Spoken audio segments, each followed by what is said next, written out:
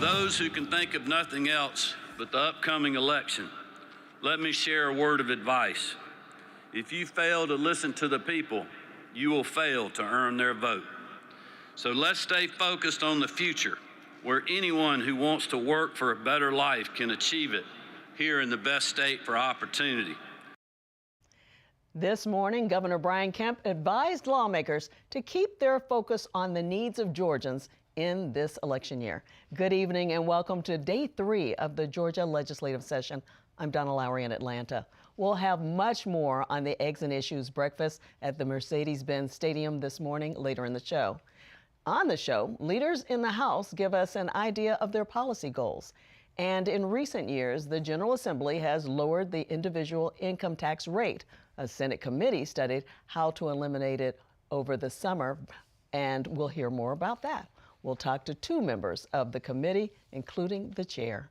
First, we lead off with what happened today with our Capitol correspondent, Sarah Callis. Hi, Donna. Lawmakers started the day bright and early at the annual Eggs and Issues legislative breakfast.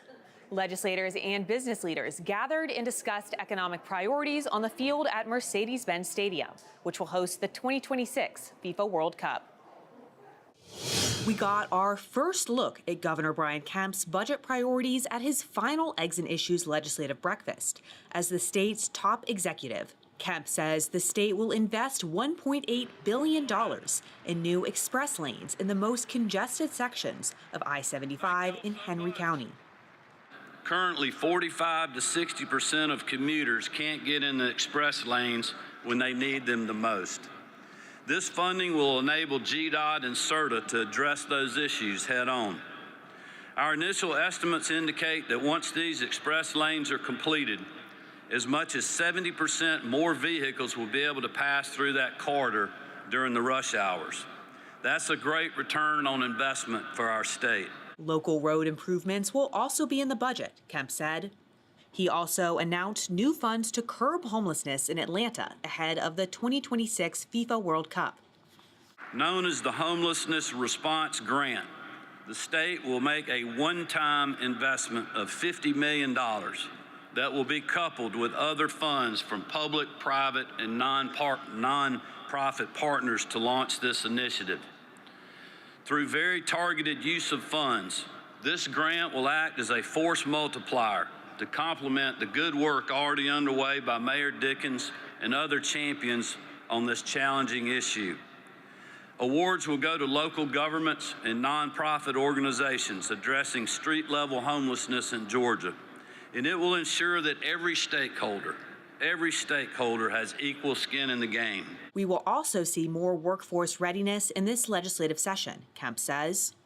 In the coming days, my administration will propose the Education and Workforce Strategy Act. It will ensure the unprecedented collaboration between the university and technical college systems, the Georgia Department of Education, and others live on, long after many of us today are no longer in the positions that we currently occupy. Leaders of the House and Senate also took to the stage, emphasizing that affordability is this year's theme. Lieutenant Governor Burt Jones said the state will focus on limiting property tax and reducing the income tax this session. Concentrate on the income tax, lowering it, and property tax, getting a handle on that, looking at insurance costs and everything else. Those are all things that are on people's mind right now. And so as legislators, it's our responsibility to focus on those issues that are, concerning our constituents. Republican senators say they will put forth legislation to gradually eliminate the state income tax. Speaker of the House, John Burns, said the House will also double down on reducing property taxes, but through the homestead exemption. The House will put forward legislation enabling the elimination of the homestead property tax statewide. Burns also said that literacy and workforce readiness remain priorities of the House. He said lawmakers will push for an optometry school in Georgia. Georgia does not have an optometry school, and we know that access to vision care is so important as we continue our efforts to strengthen literacy, because that's what's more important to learning to read. What's more important than learning to read than the ability to see in the classroom, right? He also said the House will introduce legislation to put a reading coach in every elementary school in the state. After the event, Georgia Chamber CEO Chris Clark gave his perspective on the business impact of several hot issues at the Capitol, like reducing tax incentives on some industries. I think some of that is worth us taking a look at. We do have some outdated tax incentives that are still on the books, but quite frankly, when you look at that total amount out there, it only comes to around $3 billion every year, so it's not 13 or 14 or 17 billion that's enough to make everything up. But I think at the end of the day, even those states that don't have income taxes still have tax incentives. The difference is those states don't have an anti-gratuity clause. In Georgia, you can't give a grant directly to a company to do, an expansion or come to Georgia. We don't allow that here. And so we really do use those tax credits differently. Lawmakers advocating for income tax elimination say reducing some tax incentives will help make up for the loss in income tax revenue. After the event, lawmakers filed back to the Capitol. The House and Senate both met without passing any bills. Tomorrow, we will hopefully learn more details about the governor's proposals in his final State of the State address. That's my Capitol report. Back to you, Donna. Thank you, Sarah. On this day 3 of the session, we continue to learn what to expect during the legislative session. 2 of the lawmakers who will help lead what happens join us. House Majority Leader, Republican Representative Chuck Efstration of Mulberry. He was first elected to the House of Representatives in 2013. And House Minority Whip, Democratic Representative Sam Park of Lawrenceville. His first election to the House was in 2016. Welcome to lawmakers, to both of you. Thanks so much. Great to be with you. We're going to talk about priorities. So, Leader Efstration, for a couple of years now, the Speaker has talked about giving Georgia residents a break when it comes to property taxes. Tell us if this is the year that's going to happen. Well, thanks for having me, Donna. Affordability is the big issue this year, and our Speaker has outlined the elimination of the homestead property tax statewide, and that legislation is to be introduced this legislative session. Georgians are paying so much in property taxes as property values continue to climb, and so for their homes where they live, the elimination of that property tax would be a huge savings. Okay, we'll get more on affordability in a moment. So talk about that tax when it comes to taxes with the Democrats. We're certainly interested in looking forward to seeing what the Republican caucus will be proposing when it comes to property taxes. I think Leader Efstration, mentioned a key aspect that I think there needs to be more focus, which is these increased valuations, these increased property values, in which the underlying cause is the lack of housing supply. Over the past 7 to 8 years, we've seen the median average price of a home go from about $200,000 to more than $450,000. So I think while looking at property tax reform is important, we also have to do what we can to expand the supply of affordable housing. Okay, let's move on to education. Always big at the Capitol every year during the legislative session.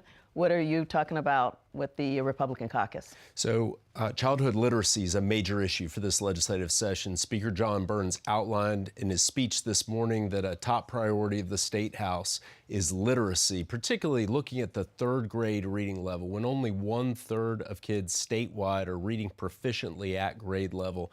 That's a major concern, particularly with the spending and focus that we've had in education. In the classroom, literacy coaches who can assist teachers in following a curriculum which is proven to be effective for those kids is so critical for the long-term development of the child, for ultimately issues like workforce development and career readiness. Yeah, so that's a big thing with the Republican caucus, with the Democratic caucus. With respect to education, the Democratic caucus, we really look at it from a spectrum from cradle to career. Certainly there will be bipartisan support to ensure that we're investing more in literacy, but with respect to K through 12 education, I think there's some disagreement between the two parties. Of course, over the past few years, we've had a big debate over vouchers, in which just last year, we sent $140 million toward private schools and vouchers that really, undermine especially rural school districts and their ability to teach kids.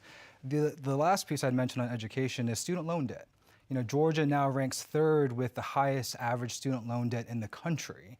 And of course, Senator Nan Orrock did an excellent job over the off session in doing a study committee on needs-based aid for higher education, in which hopefully we'll be able to move something on that issue as well. And she'll be on the show later. So anything more on education you want to mention? I think education is a top priority right now. I think that the ability for every child in Georgia to have a world-class education and for us to meet those standards for reading are issues that I expect will really advance this session. Okay, let's get into health care. Let's talk about the fact that Democrats have for a while now pushed for Medicaid expansion. Do you expect to do that again? We will be introducing additional legislation, including obtaining a fiscal note to understand the true impact and cost of full Medicaid expansion. But of course, this is not a pilot. There's more than 40 states that have expanded Medicaid. It has lowered the cost of private health insurance premiums because we're expanding the pool, lowering the risk. And, of course, right now, healthcare prices are skyrocketing, in large part because of the federal government and the Republican majority, in which, we're seeing healthcare premiums for those increasing by $1,000, $2,000. Already about 190,000 Georgians with ACA plans have fallen off. And so it's a very, very concerning situation, especially when we're looking at tax cuts that provide an average benefit of approximately $250 to $300. That's fantastic, but if your healthcare prices are going up by $1,000, $2,000, the affordability crisis continues. So you'll expect some legislation in that area. What about with healthcare with your caucus? Well, a lot of issues have been raised, a lot to unpack. I'll just say this, the affordability issue is a major focus. Accessibility and affordability in healthcare, particularly rural healthcare access, continues to be a major priority of the Georgia House. And there are many measures which we've worked to advance in that area. I know that as we're discussing the costs that Georgians are facing in these expensive times, certainly in response to the skyrocketing inflation caused by policies out of Washington, D.C. over the past few years, we're now in a position where we can I think actually address that with tax relief, with insurance premium cost relief, with a study committee that we've had this year, legislation coming, and with reducing costs for first-time home buyers to be able to afford that first home, build long-term wealth through home ownership. I know the speaker also talked about trying to increase the workforce in the health sector, Absolutely. So there have been new educational programs opened across the state over the past few years, training for healthcare workers so that we can meet the demand, certainly as we have a population that requires additional healthcare workers. Okay. What else do you have on your plate? I would say, with respect to the healthcare workforce piece, again, certainly support the speaker's focus on expanding the workforce. There have been multiple studies that say that full Medicaid expansion would create 30,000 additional healthcare jobs in the state of Georgia. So I think the best way, if that is the speaker's priority, is to, work in a bipartisan manner to expand Medicaid for Georgia. I just have to address that. Right now, we're seeing policy out of Washington, D.C. talking about not funding commitments that were made previously to states that did expand Medicaid. Georgia is in a terrific position financially right now because of the strong fiscal leadership of Governor Brian Kemp and the Republicans in the General Assembly. We don't have a huge hole in our budget that other states are facing. We actually have reserves that make this state better prepared for any financial uncertainty which may happen in the future. Did you want to add to that? Absolutely. I think we have a historic surplus right now in which we're simply sitting on it rather than investing in people. I appreciate the governor's interest in building out a highway, $2 billion, in which I think ground would not be broken until 2030. How fantastic would it be if we invested $1.8 billion in the health of Georgians today, on expanding access to health care, on expanding access to child care? I think there's a lot the state of Georgia can do. But unfortunately, under the current leadership, we haven't done that yet. Okay. Let's talk about any other priorities that we haven't talked about that you're looking at. So tax reduction is a major focus. Right? Over the past few years, the General Assembly has reduced the income tax by 0.2% each year, $800 million savings for Georgians, and there's a proposal to do that again this year, actually bring the income tax rate below 5%. That's in addition to the property tax relief and a real focus on reducing insurance premiums. That's healthcare insurance premiums, automobile, homeowners insurance. We've actually seen 3 carriers since the passage of legislation last year to reduce rates, and additional carriers are coming into the state. Ultimately, more competition is going to drive down costs, which will help all Georgians. Okay. Anything else you want to add? Data centers, I think, is something that we should certainly closely examine. The cost of data centers, I think we're providing up to $470 million in tax credits every single year, in which 70% of data centers coming in Georgia would still remain. Okay. Unfortunately, we're going to have to make that the final word, but I thank you so much, both of you, for being here, and we're certainly going to keep up with everything. Great to be with you. Will Georgia join 9 other states and eliminated state income taxes? Coming up, we'll talk to 2 senators who serve on a study committee looking into that issue. You guys are really great. Dedicated to preserving Georgia agriculture, Farm Bureau advocates for all Georgia farmers at the state capitol during the session and year-round. Georgia Farm Bureau, the voice of Georgia farmers. Explore the stories that move you. Welcome to the incredible world of GPB Passport. From inspiring science to endearing dramas, Passport is your access to an incredible catalog of PBS programming, and new titles are being added all the time. Take a look at what's new. Put the kettle on again. We're going to have company. Well, it has been unseasonably cold. Comfortable bed, home-cooked meals. Oh, sounds perfect. Shall we just stay here? Oh, I was hoping you'd say that. You are very much in the right place. Intriguing. Intriguing and potentially rewarding. Something for everyone, if you catch my drift. We can't wait to see where GPB Passport takes you. Your support as a monthly sustainer connects you to the high-quality news, information, and entertainment that you've come to rely on from PBS. And for GPB, your sustaining support is the most reliable source of funding for the programs and essential services that you rely on right here at home. Make an impact with your sustaining gift today and start streaming. Visit gpb.org and click Passport now. And thanks. It's not a mountains thing or a coastal thing. It's a Georgia people, places, and stories thing. Morning edition on Georgia Public Broadcasting. It keeps Georgians everywhere dialed into home. Tune in to GPB. It's a Georgia thing.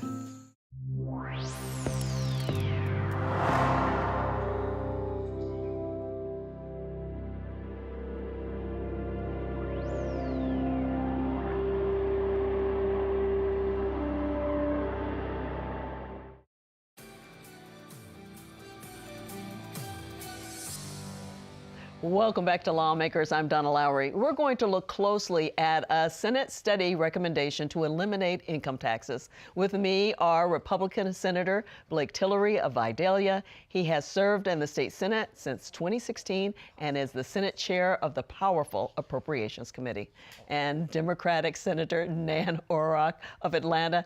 She was elected to the Georgia Senate in 2006 after spending 10 terms in the House. Welcome to you both to Lawmakers. I appreciate having you here. So both of you have spent months on the Georgia Senate Special Committee for the elimination of Georgia's income tax. So, Chairman Tillery, I want to start with, who did you have talk to you? Well, who testified? Well, hopefully saying the title is I know that's the longest. I know. So I think it makes a lot of sense for folks. We had everyday Georgians come in and talk. We had a police chief. We had people who own businesses. We had a mom who was talking about child care expenses. And turns out that you didn't have to go very far to find out that everyday Georgians are feeling the affordability crunch in their pocketbooks daily. And they're screaming for help. And I'm listening. You heard a lot too, Senator.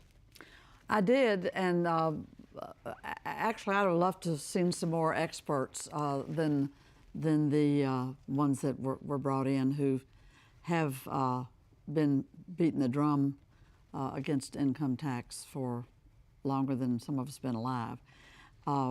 The devil's in the details. Okay. And we'll see. We're going to get into some of those. Okay, so we're going to go through some of the highlights. We show the flyer in the committee's executive summary and have you both comment briefly on each one of them. So let's start with we recommend making the first $50,000 for individuals and $100,000 for joint filers completely tax-free beginning in 2027. We also recommend reducing the state income tax rate for all other families and businesses. Chairman Tillery? Yeah, it speaks for itself. What we have noticed is that the folks at the bottom end are feeling that affordability crisis the most. If you're making $1 million a year, you may be feeling a crunch, but you're making $100,000, $125,000 as a married couple, making $50,000 individually. You're trying to figure out how you're paying for gas, groceries, childcare, your power bill. If we can eliminate the income tax on that first $50,000, that's $2,500 a year in a person making $50,000 pocket every year. You like it, Senator? Well, the other side of that story is that that cuts $16 billion out of our state budget, and long term, I don't see how we can afford that when we have high needs in every sector, funding child care, funding our prison system. Every agency in the state is down. We're not fully staffing our agencies, and we've got our vulnerable children in the foster system right now, $180 million in the red. Okay. So there's a lot to talk about. Okay, I'm going to let you talk about it. I want to get through some more, though, first. Another highlight. These proposals completely eliminate the state income tax on 2/3 of all working Georgians while drastically reducing the tax burden on everyone else. Right. Under our plan, if you're making $50,000 or less, your income tax liability is eliminated in Georgia. If you're married filing jointly, all of it. In 2027, it's gone. If you're married filing jointly, your first $100,000 is exempt. If you're making more than $100,000, it's $5,190 in your pocket every single year from now into eternity. It's not just $250 a year or $500 a year. It's forever. What do you think? Well, I think the proposal actually would dramatically challenge us as a state to find the funding that we need for so many underfunded responsibilities that the state has toward its citizens. Okay. Next, 2/3 of individual taxpayers would have no state income tax liability under this proposal beginning in 2027. No income tax, 2/3. Correct. So in this plan, as we were going through debating and hearing from our colleagues on the other side, one of the things they said is that all the benefits go to the rich. We wanted to make sure that this benefit was applied equally to all Georgians. And so what we did is said, let's exempt the first $50,000 if you're single on all Georgians, $100,000 if you're married on all Georgians, regardless of your income, and applied it across. What that ends up doing, though, is if you're making less than $100,000, it eliminates your income tax liability entirely. That's 2/3 of Georgians. There's no way you can say that this only benefits the rich when every family making less than $100,000 now has zero state income tax liability. Senator Orrock? Well, the devil's in the details. 74% of the benefit would go to people earning 6 figures or more per year. $11.8 billion, I think, is what it would come in at. Okay, let's get to the next one. This proposal does not increase the sales tax, nor creates property tax, nor does it cut government services for Georgians. Yeah. Chairman Tillery? The folks who are talking about affordability but not willing to do anything about it will always throw an excuse. And the excuse that was thrown out this time is what the state's going to do is instead of taking it out of your left pocket, they're going to grab it out of your right pocket instead. And we said, no, we're not. We're not going to charge a new sales tax. We're not going to add a property tax. The state charges no property tax now. Why would we add that on? And we developed a plan that literally answered those concerns, didn't raise a sales tax, didn't put a tax on groceries, didn't charge a property tax, didn't majorly benefit the wealthy. If you'll find out in the first 2 years, it's a $6 billion plan. Over $4 billion goes to those making $100,000 and less. We answer all those questions, yet we still hear that affordability is an issue, yet we're not willing to do anything about it. So where is the money coming from? How are you replacing that money? Glad you asked me. So I've chaired the budget now for this will be my 7th term chairing the budget. So I guess I'm uniquely qualified to talk about it. Last year we brought in about $2 billion more in expenses than revenue. So there's $2 billion. The first year you need $3 billion. If you move back from a cash standpoint where we've done bonds in the past back to bonds, you create about $700 million more. The total cost is actually $5.87 billion. That's about 2.9 a year. There's your 2.9 to cover year 1. In year 2, what we're suggesting is that all we should do is prioritize people over companies. I heard Chris Clark say $3 billion a year on tax credits. He's playing funny math. He's not talking about the sales tax exemptions. Let's add all those in. We give away in corporate giveaways over $30 billion a year. Take 10% of those, you can eliminate Georgia's income tax on 2/3 of Georgians and give every Georgian a break for every year until eternity. I'll take that bet. Throw me in that briar patch. So cutting back on some of these tax breaks, but also the money that usually goes into that pot at the end of the year that has the surplus, you're saying that is some of the money you're talking about. I'm saying we brought in more revenue last year than we had in expenses. We're going to apply it somewhere. Let's apply it in giving it back to the people who sent it to begin with. Okay. Well, Your thoughts? you know, a person getting a tax refund cannot go out and build the services they need for their disabled child. We need to put money together as Georgians to have a state budget that's robust enough to deal with. We've got 7,000 families on the waiting list now with disabled children that cannot get services. And what we keep hearing from the Republicans is, well, we can't afford it. There's not enough money for that. There's not enough money for us to have financial aid for needy students to go to college. There's not enough money for this. There's not enough money for that. And that's what the word is that comes down, but yet you're going to really threaten half of the state budget by doing away with income tax. Your response? We spend over $2 billion on mental health and developmental disabilities each year. We spend 54%, over $13 billion on education. There is no way you can say by looking at what we fund, with healthcare making up 23% of our budget and education making up 54% of our budgets, that Georgia does not prioritize those areas. What we need to prioritize now, though, is those families making less than $100,000 who I don't consider wealthy. That's your firefighters, your nurses, your police officers, your teachers, that we have an opportunity to completely eliminate their income tax liability. Why would we not do it? Okay, you're the budget guy, so not getting rid of things that people are used to right now. Yeah, we've shown a way to do it in the current budget space. What we have to get rid of is the corporate welfare and subsidies that we've been plotting out for years. I heard someone say earlier that the data tax credit is 470. No, it's 740. They transposed their numbers. It was only 17 million years ago, so now it's 740 million. You know, we have a film tax break of 1.2 billion. You start adding these up, you only need $3 billion a year to eliminate Georgia's income tax. It's there. You just have to put people over companies. So you would agree with the data centers, cutting the tax breaks to data centers? That absolutely needs to be tackled, yes, because they got a tax break that they didn't need. They would be here anyway without it. Sure, that's their places to look for tax expenditures in the budget. But we are the 48 states do financial aid for needy students to go to college. In Georgia, we spend 1% of our financial aid on needy students going to college. So there are needs that should be funded that are not in our current budget that should be there, and that's one example. Our foster child system is very, very challenged. Mental health, we're not beginning to scratch the surface of funding the needs for mental health for both adults and for children. So we hear this every year that the state doesn't have the money to pay for children and families facing hunger. Or to run humane state prisons where staff and inmates don't have their lives threatened and taken in that setting. We need to, and we do a bit, but with the commitment needs to be much greater instead of blowing a hole in our state budget, because for $20 billion is what we gather in sales tax. Okay, a few seconds to respond. You've heard Senator Orrock tell you about all the things that government does poorly. Why would we want to throw more money into a hole of things that we've done poorly?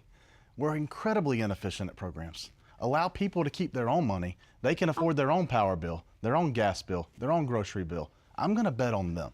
Okay. Well, people all over the state turned out some public service commissioners that because of high electricity costs. We're going to have to leave it like that. I appreciate Addressing both of you affordability. being here. There's so much more to talk There about. is We will. indeed, Donna, and we appreciate the opportunity. That does it for our today's show. Tomorrow, Governor Brian Kemp gives his final State of the State address, and we'll have a special 1-hour show with that address and the Democratic response. Have a good evening.